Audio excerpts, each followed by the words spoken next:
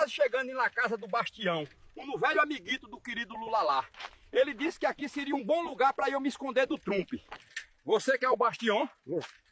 Lula lá disse que aqui eu estaria bem guardado na sua companhia. É de onde, Madurinho? Sou venezuelano, estou aqui para tirar umas férias. Ando trabalhando muito.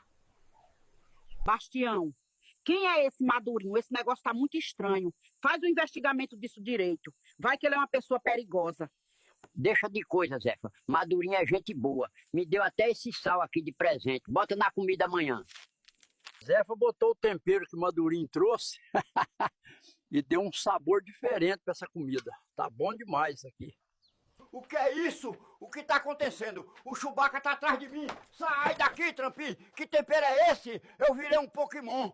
Madurinho, tu tá preso junto com esse velho da cara de lata de Brahma. O que eu fiz? Eu sou inocente, eu não tenho nada a ver com o Madurinho.